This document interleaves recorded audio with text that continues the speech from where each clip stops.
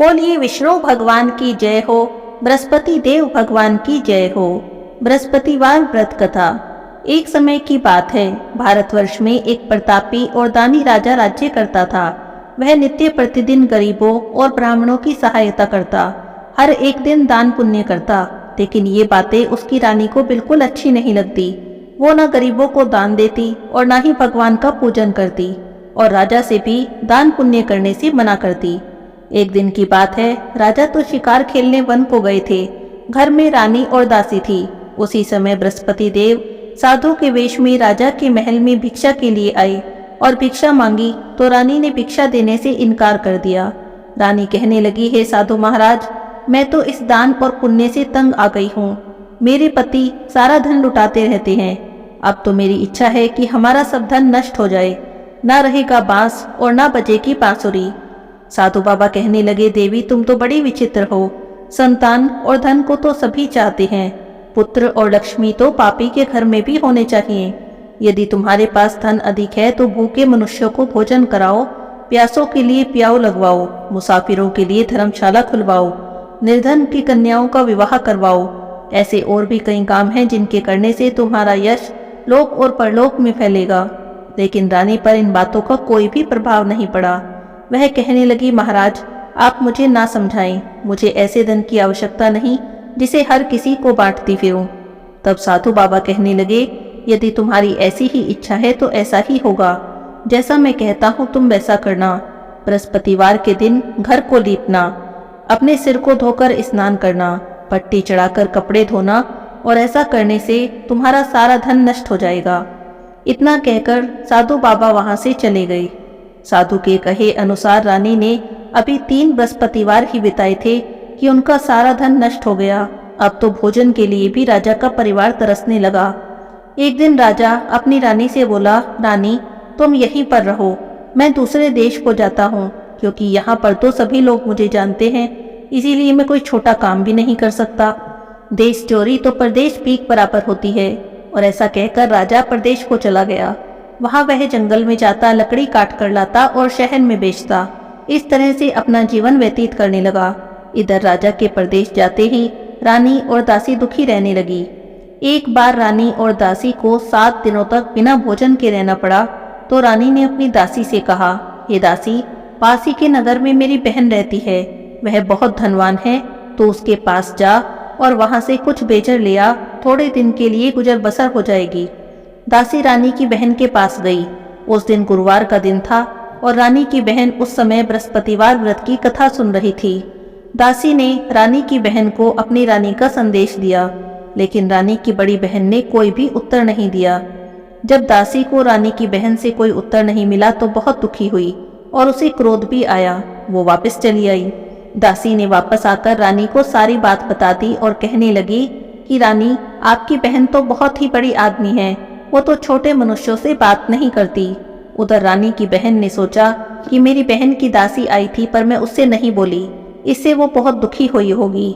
यह सोचकर कथा को सुनकर पूजन समाप्त करके वह भागी भागी अपनी बहन के घर आई और कहने लगी, हे बहन, आज बृहस्पतिवार का दिन है, मैं बृहस्पतिवार का व्रत कर रही थी।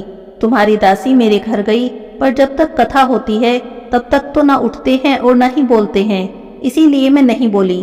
कहो दासी, तुम क्यों गई थी? तब रानी कहने लगी, बहन तुमसे क्या छिपाऊं, हमारे घर में खाने तक को अनाज नहीं था। और ऐसा कहते कहते रानी की आंखें भर आई। उसने दासी समेत पिछले 7 दिन से भूखे रहने की सारी बात अपनी बहन को बता दी। तब रानी की बहन बोली, देखो बहन, भगवान बृहस्पति देव सबकी मनोकामना पूरी करते हैं। अंदर जाकर देखो, शायद तुम्हारे घर में भी अनाज रखा हो। पहले तो रानी को विश्वास नहीं हुआ, पर जब बहन बार बार कहने लगी तो उसने अपनी दासी को अंदर भेजा।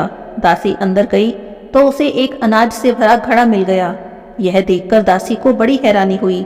तब दासी रानी से कहने लगी, हे रानी, देखो, जब हमें भोजन नहीं मिलता तो हम रोज ही व्रत करते हैं, क्यों न इनसे व्रत की कथा और व्रत की विधि पूछ ली जाए, इससे हम भी बृहस्पतिवार का व्रत किया करेंगे। तब रानी ने अपनी बहन से बृहस्पतिवार व्रत के बारे में पूछा। तब उसकी बहन कहने लगी कि बृहस्पतिवार के व्रत में चने की दाल और मुनक्का से विष्णु भगवान का केले की जड़ में पूजन करें और दीपक जलाएं। व्रत कथा सुने और पीला भोजन करें। इससे बृहस्पति देव प्रसन्न होते हैं। व्रत और पूजा की सारी विधि बताकर रानी की बहन अपने घर चली गई। 7 दिन के बाद जब गुरुवार आया तो रानी और दासी दोनों ने व्रत रखा। गुड़साल में जाकर चना और गुड़ ले आई। फिर उससे केले की जड़ में भगवान विष्णु का पूजन किया। अब पीला भोजन कहाँ से आए? इस बात को लेकर दोनों बड़ी दुखी थी, पर क्योंकि उन्होंने व्रत किया था इसीलिए बृहस्पति देव उनसे प्रसन्न थे। एक साधारण व्यक्ति का रूप धारण कर 2 थालों में सुंदर पीला भोजन लेकर आए और दासी को भोजन दे दिया। भोजन पाकर दासी बहुत प्रसन्न हुई। फिर रानी के साथ मिलकर उसने भोजन किया। उसके बाद तो वे हर गुरुवार को व्रत और पूजन करने लगी। बृहस्पति भगवान की कृपा से उनके पास फिर से धन संपत्ति आ गई। अब रानी फिर से पहले की तरह ही आलस्य करने लगी। तब दासी ने कहा, देखो रानी, तुम पहले भी इसी तरह आलस्य करती थी। तुम्हें धन के रखने में कष्ट होता था, इसी कारण सारा धन नष्ट हो गया। अब भगवान बृहस्पति देव की कृपा से फिर से धन मिला है तो तुम फिर आलस्य कर रही हो।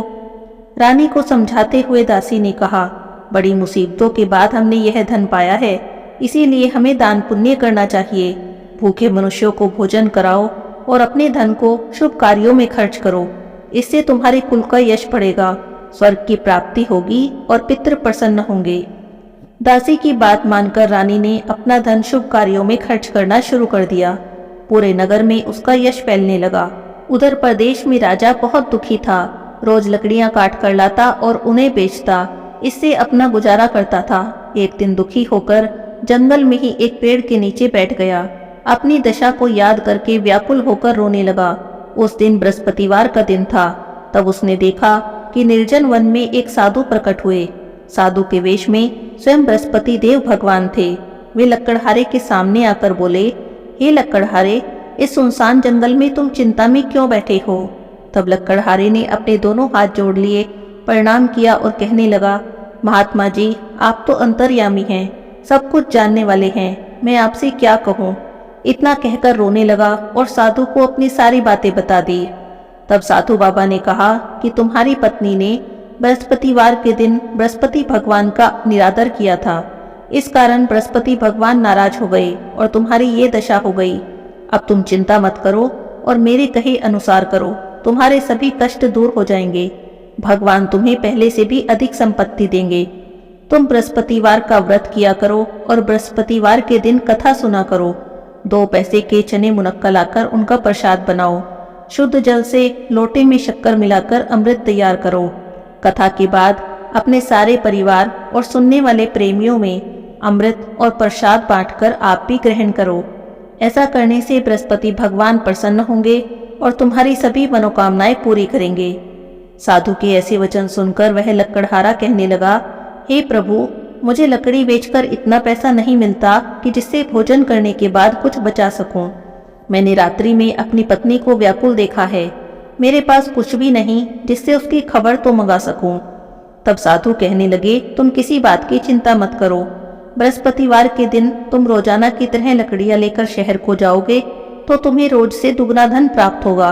इससे तुम भली भांति भोजन कर लोगे और बृहस्पति देव की पूजा का सामान भी आ जाएगा। और बृहस्पतिवार की कहानी इस प्रकार से है। प्राचीन काल में एक ब्राह्मण था। वह बहुत निर्धन था, उसके कोई संतान भी नहीं थी। उसकी पत्नी बहुत मलिनता के साथ रहती। वह न स्नान करती न किसी देवता का पूजन करती। इससे ब्राह्मण देवता बड़े दुखी थे। बेचारे बहुत कुछ कहते किंतु उसका कुछ भी परिणाम नहीं निकला। भगवान की कृपा से ब्राह्मण की स्त्री के कन्या रूपी रत्न पैदा हुआ। वह कन्या बड़ी होने पर प्रातःकाल स्नान करती, भगवान विष्णु की पूजा करती और बृहस्पतिवार का व्रत करती। अपने पूजा पाठ को समाप्त करके विद्यालय जाती तो अपनी मुट्ठी में जौ भर के ले जाती और पाठशाला के मार्ग में डालती जाती। तब ये जौ स्वर्ण के हो जाते तो लौटते समय उनको बीनकर घर ले आती। एक दिन की बात है, वह बालिका सूप में उन सोने के जौ को फटक कर साफ कर रही थी। तब उसकी माता ने देख लिया और कहने लगी, हे बेटी, सोने के जौ फटकने के लिए तो सूप भी सोने का होना चाहिए। दूसरे दिन बृहस्पतिवार था। इस कन्या ने व्रत रखा और बृहस्पति देव से प्रार्थना करके कहा, हे प्रभु, मैंने आपकी पूजा सच्चे मन से की हो तो मेरे लिए सोने का सूप दे दो। बृहस्पति देव ने उसकी प्रार्थना स्वीकार कर ली। रोजाना की तरह वह कन्या जौ फैलाती हुई जाने लगी। जब लौटकर जौ बीन रही थी तो बृहस्पति देव की कृपा से सोने का सूप मिला। उसे वह घर ले आई और उसमें जौ साफ करने लगी, परंतु उसकी माँ का वही ढंग रहा। एक दिन की बात है, वह कन्या सोने के सूप में जौ साफ कर रही थी। उसी समय उस शहर का राजपुत्र वहां से होकर निकला। इस कन्या के रूप और कार्य को देखकर मोहित हो गया। अपने घर आकर भोजन और जल त्याग कर उदास होकर लेट गया। राजा को जब इस बात का पता चला तो अपने प्रधानमंत्री के साथ उसके पास गए और कहने लगे, हे बेटा, तुम्हें किस बात का कष्ट है? क्या किसी ने तुम्हारा अपमान किया है अथवा और कोई कारण है? कहो, मैं वही कार्य करूंगा जिससे तुम्हें प्रसन्नता हो। अपने पिता की राजकुमार ने बातें सुनी तो वह कहने लगा, पिताजी, मुझे आपकी कृपा से किसी बात का दुख नहीं, किसी ने मेरा अपमान भी नहीं किया, पर मैं उस लड़की से विवाह करना चाहता हूँ जो सोने के सूप में जौ साफ कर रही थी। इतना सुनकर तो राजा आश्चर्य में पड़ गया और कहने लगा, बेटा, इस तरह की कन्या का पता तुम ही लगाओ, मैं उसके साथ तुम्हारा विवाह अवश्य ही करवा दूंगा। अब राजकुमार ने उस लड़की के घर का पता बताया तो मंत्री उस लड़की के घर गए और ब्राह्मण देवता को सभी हाल बताया। ब्राह्मण राजकुमार के साथ अपनी कन्या का विवाह करने के लिए तैयार हो गए। विधि विधान से ब्राह्मण की कन्या का विवाह राजकुमार से हो गया। कन्या के घर से जाते ही पहले की भांति ब्राह्मण देवता के घर में गरीबी का निवास हो गया। अब तो भोजन के लिए भी अन्न बड़ी मुश्किल से मिलता था। एक दिन दुखी होकर ब्राह्मण देवता अपनी पुत्री के पास गए। बेटी ने पिता की दुखी अवस्था को देखा तो अपनी माँ का हाल पूछा। तब ब्राह्मण ने सभी हाल कह दिया। कन्या ने बहुत सा धन देकर अपने पिता को विदा कर दिया। इस तरह ब्राह्मण का कुछ समय सुख से बीता। कुछ दिन बाद फिर से वही हाल हो गया। ब्राह्मण फिर अपनी कन्या के यहाँ गए और सारा हाल कहा तो लड़की कहने लगी, पिताजी, आप माताजी को यहीं ले आओ, मैं उन्हें विधि बता दूंगी जिससे गरीबी दूर हो जाएगी। ब्राह्मण देवता अपनी पत्नी को साथ लेकर पहुंचे तो बेटी अपनी माँ को समझाने लगी, हे माँ, तुम प्रातःकाल उठकर पहले स्नान करके भगवान विष्णु का पूजन किया करो, बृहस्पतिवार का व्रत किया करो और कथा पढ़ा करो, तो तुम्हारी सारी दरिद्रता दूर हो जाएगी। पर उसकी माँ ने उसकी एक भी बात नहीं मानी। प्रातःकाल उठकर अपनी पुत्री के बच्चों की झूठन को खा लिया। इससे उसकी पुत्री को बहुत गुस्सा आया और एक रात को कोठड़ी से सभी सामान निकाला और अपनी माँ को उसमें बंद कर दिया। प्रातःकाल उसे निकाला, स्नान आदि करा के पाठ करवाया तो उसकी माँ की बुद्धि भी ठीक हो गई।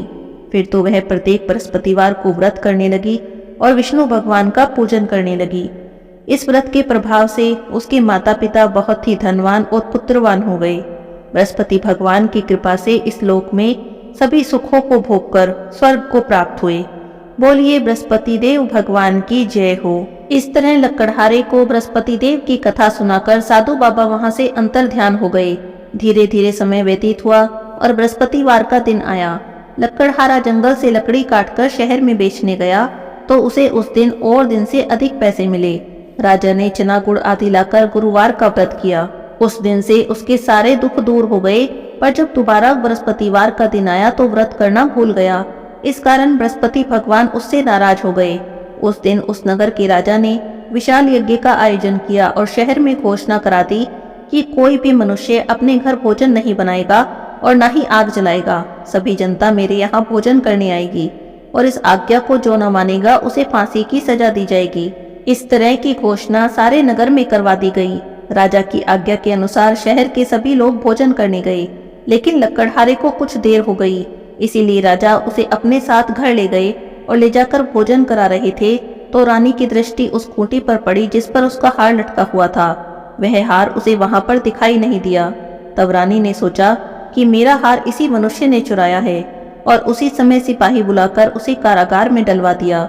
जब लक्कड़हारा कारागार में पड़ गया तब बहुत दुखी हो गया और सोचने लगा, ना जाने कौन से पूर्व जन्म के कर्म से मुझे यह दुख प्राप्त हुआ है। उसी साधु को याद करने लगा जो जंगल में मिला था। उसी समय तत्काल बृहस्पति देव साधु के रूप में प्रकट हुए और उसकी दशा को देखकर कहने लगे, अरे मूर्ख, तूने बृहस्पति देव की कथा नहीं की, इसी कारण तुझे यह दुख प्राप्त हुआ है। अब तू चिंता मत कर, बृहस्पतिवार के दिन कारागार के दरवाजे पर तुझे 4 पैसे पड़े मिलेंगे। उनसे तू बृहस्पति देव की पूजा करना तो तेरे सारे दुख दूर हो जाएंगे। बृहस्पतिवार का दिन आने पर उसे 4 पैसे मिले। लक्कड़हारे ने कथा कही। उसी रात्रि को बृहस्पति देव ने उस नगर के राजा को स्वप्न में कहा, हे राजा, तुमने जिस आदमी को कारागार में बंद किया है वह निर्दोष है, वह राजा है, उसे छोड़ दो। रानी का हार उसी खूंटी पर लटका है। अगर तुम ऐसा नहीं करोगे तो मैं तुम्हारे राज्य को नष्ट कर दूंगा। इस तरह के रात्रि स्वप्न को देखकर जब राजा सुबह उठा तो खूंटी पर हार देखकर लक्कड़हारे को बुलाया और उससे क्षमा मांगी। लक्कड़हारे को योग्य सुंदर वस्त्र आभूषण देकर विदा कर दिया। बृहस्पति देव की आज्ञा से लक्कड़हारा अपने नगर को चल दिया। जब राजा अपने नगर के निकट पहुंचा तो उसे बड़ा आश्चर्य हुआ। नगर में पहले से अधिक बाग, तालाब, कुएं, बहुत सी धर्मशाला, मंदिर आदि बने हुए थे। राजा ने पूछा, ये किसका बाग और धर्मशाला है? तो नगर के सभी लोग कहने लगे, ये तो सब रानी और दासी के हैं। अब राजा को आश्चर्य हुआ और गुस्सा भी आया। जब रानी ने खबर सुनी कि राजा आ रहे हैं तो उन्होंने दासी से कहा, दासी देखो, राजा हमें कितनी बुरी हालत में छोड़कर गए थे।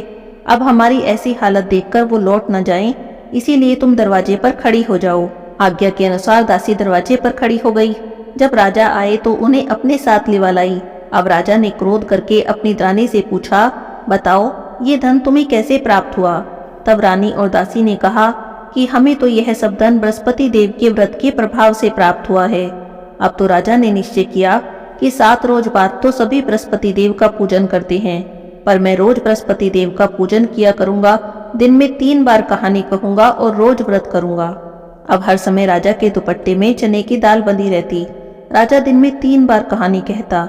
एक रोज राजा ने सोचा कि चलो अपनी बहन के यहाँ मिलकर आते हैं। इस तरह निश्चय करके राजा घोड़े पर सवार हो अपनी बहन के यहाँ चलने लगा। मार्ग में उसने देखा कि कुछ आदमी एक मुर्दे को लिए जा रहे थे। उन्हें रोककर राजा कहने लगा, अरे भाइयों रुको, मेरी बृहस्पति देव की कथा सुन लो। तो वे कहने लगे, लो हमारा तो आदमी मर गया है, इसे अपनी कथा की पड़ी है। पर उसमें से कुछ आदमी बोले, अच्छा ठीक है, कहो, हम तुम्हारी कथा भी सुनेंगे। राजा ने दाल निकाली और कथा कहने लगा। जब कथा आदि हुई तो मुर्दा हिलने लग गया। जब बृहस्पति देव की कथा समाप्त हो गई तो राम राम करके वह मनुष्य उठकर खड़ा हो गया। राजा आगे चला। आगे मार्ग में उसे एक किसान खेत में हल चलाता मिला। राजा ने उसे देखा और उसे रोककर कहने लगा, अरे भैया, मेरी बृहस्पतिवार की कथा सुन लो। किसान कहने लगा, जब तक मैं तेरी कथा सुनूंगा तब तक तो 4 हरैया जोत लूंगा। जा, तू अपनी कथा किसी और को सुनाना। अब राजा आगे चलने लगा। राजा के हटते ही बैल पछाड़ खाकर गिर गए। किसान के पेट में बड़े जोर से दर्द होने लगा। उसी समय उसकी माँ रोटी लेकर आई। उसने जब देखा तो अपने बेटे से सब हाल पूछा। बेटे ने सभी हाल कह दिया तो बुढ़िया दौड़ी दौड़ी उस घुड़सवार के पास गई और उससे कहने लगी, मैं तेरी कथा सुनूंगी, तुम अपनी कथा मेरे खेत पर चलकर कहो। अब राजा ने बुढ़िया के खेत पर जाकर कथा कही। उसे सुनते ही बैल उठकर खड़े हो गए और किसान के पेट का दर्द भी बंद हो गया। चलते चलते राजा अपनी बहन के घर पहुंच गया। बहन ने भाई की खूब मेहमानी की। दूसरे रोज जब प्रातःकाल राजा जगा तो देखने लगा कि सभी लोग भोजन कर रहे हैं। तो राजा अपनी बहन से कहने लगा, ऐसा कोई मनुष्य हो जिसने भोजन नहीं किया हो तो मेरी बृहस्पतिवार की कथा सुन ले। तो बहन कहने लगी, भैया, ये देश तो ऐसा ही है। यहाँ पहले लोग भोजन करते हैं और बाद में कुछ और काम करते हैं, लेकिन अगर कोई पड़ोस में हो तो मैं दिखाती हूँ। ऐसा कहकर वो देखने चली, पर उसे कोई भी ऐसा व्यक्ति नहीं मिला जिसने भोजन न किया हो। अंत में वह एक कुम्हार के घर में गई। उस कुम्हार का लड़का बीमार था। उसे पता चला कि उनके यहाँ तो 3 रोज से किसी ने भोजन नहीं किया। तब रानी ने अपने भाई की कथा सुनने के लिए कुम्हार से कहा तो वो तैयार हो गया। राजा ने उसके घर जाकर बृहस्पतिवार की कथा कही, जिसे सुनकर उसका लड़का ठीक हो गया। अब तो राजा की प्रशंसा होने लगी। कुछ दिनों तक राजा अपनी बहन के घर में रहा। फिर एक दिन कहने लगा, बहन, हम अपने घर को जाएंगे, तुम भी तैयार हो जाओ। राजा की बहन ने अपनी सास से कहा। सास कहने लगी, हाँ चली जा, पर अपने लड़के को मत ले जाना, क्योंकि तेरे भाई की कोई औलाद नहीं है। तब बहन भाई से कहने लगी, भैया, मैं तो चलूंगी पर कोई बालक नहीं जाएगा। राजा कहने लगा, जब कोई बालक नहीं जाएगा तब तुम ही क्या करोगी? बड़े दुखी मन से राजा अपने नगर को लौट आया। आकर राजा ने अपनी रानी से कहा, हम निर्वंशी राजा हैं, हमारा तो मुख देखने का भी धर्म नहीं और कुछ भी भोजन आदि नहीं किया। उदास होकर लेट गया। तब रानी कहने लगी, हे प्रभु, बृहस्पति देव ने हमें सब कुछ दिया है, वे हमें औलाद भी अवश्य देंगे। उसी रात को बृहस्पति देव ने राजा से स्वप्न में कहा, हे राजा उठ, सभी सोच को त्याग दे, तेरी रानी गर्भ से है। राजा को ये बात सुनकर बड़ी खुशी हुई। 9वें महीने में रानी ने एक सुंदर पुत्र को जन्म दिया। अब राजा कहने लगा, हे रानी, स्त्री बिना भोजन के रह सकती है, बिना कहे नहीं रह सकती। जब मेरी बहन आए तो तुम उससे कुछ मत कहना। रानी ने सुनकर हाँ कर दी। जब राजा की बहन ने यह शुभ समाचार सुना तो वह बहुत खुशी हुई और बधाई देकर अपने भाई के घर आई। तब रानी कहने लगी, घोड़ा चढ़कर तो नहीं आई, गधा चढ़ी आई हो। राजा की बहन बोली, भाभी, मैं ऐसे न कहती तो तुम्हें औलाद कैसे मिलती। बृहस्पति देव ऐसे ही हैं, जैसी जिसके मन में कामना होती है सभी को पूर्ण करते हैं। जो सद्भावना से बृहस्पतिवार का व्रत करते हैं, बृहस्पतिवार की कथा पढ़ते हैं, सुनते हैं या दूसरों को सुनाते हैं, बृहस्पति देव उनकी सभी मनोकामना पूरी करते हैं। भगवान बृहस्पति देव उनकी सदैव रक्षा करते हैं। संसार में जो भी मनुष्य सद्भावना से भगवान जी का पूजन व्रत सच्चे हृदय से करते हैं तो उनकी सभी मनोकामनाएं पूर्ण होती हैं। जैसी सच्ची भावना से राजा और रानी ने उनकी कथा का गुणगान किया तो उनकी सभी इच्छाएं बृहस्पति देव जी ने पूरी की। इसीलिए कथा सुनने के बाद प्रसाद लेकर जाना चाहिए और हृदय में उनका मनन करते हुए जयकारा बोलना चाहिए। बोलो बृहस्पति देव भगवान की जय हो, विष्णु भगवान की जय हो। बृहस्पति भगवान की आरती। ओम जय बृहस्पति देवा, ओम जय बृहस्पति देवा, छिन छिन भोग लगाओ, कदली फल मेवा। ओम जय बृहस्पति देवा, तुम पूर्ण परमात्मा, तुम अंतर्यामी, जगत पिता जगदीश्वर, तुम सबके स्वामी। ओम जय बृहस्पति देवा, ओम जय बृहस्पति देवा, स्वामी जय बृहस्पति देवा, छिन छिन भोग लगाओ, कदली फल मेवा। ओम जय बृहस्पति देवा, चरणामृत निज निर्मल, सब पातक हरता, सकल मनोरथ दायक, कृपा करो भरता। ओम जय बृहस्पति देवा, ओम जय बृहस्पति देवा, स्वामी जय बृहस्पति देवा, छिन छिन भोग लगाओ, कदली फल मेवा। ओम जय बृहस्पति देवा, तन मन धन अर्पण कर, जो जन शरण पड़े, प्रभु प्रकट तब होकर, आकर द्वार खड़े। ओम जय बृहस्पति देवा, ओम जय बृहस्पति देवा, स्वामी जय बृहस्पति देवा, छिन छिन भोग लगाओ, कदली फल मेवा। ओम जय बृहस्पति देवा, दीन दयाल दयानिधि, भक्तन हितकारी, पाप दोष सब हरता, भव बंधन हारी। ओम जय बृहस्पति देवा, ओम जय बृहस्पति देवा, स्वामी जय बृहस्पति देवा, छिन छिन भोग लगाओ, कदली फल मेवा। ओम जय बृहस्पति देवा, सकल मनोरथ दायक, सब संशय हारो, विषय विकार मिटाओ, संतन सुखकारी। ओम जय बृहस्पति देवा, ओम जय बृहस्पति देवा, स्वामी जय बृहस्पति देवा, छिन छिन भोग लगाओ, कदली फल मेवा। ओम जय बृहस्पति देवा, जो कोई आरती तेरी प्रेम सहित गावे, जेठानंद आनंद कर सो निश्चय पावे। ओम जय बृहस्पति देवा, ओम जय बृहस्पति देवा, स्वामी जय बृहस्पति देवा, छिन छिन भोग लगाओ, कदली फल मेवा। ओम जय बृहस्पति देवा।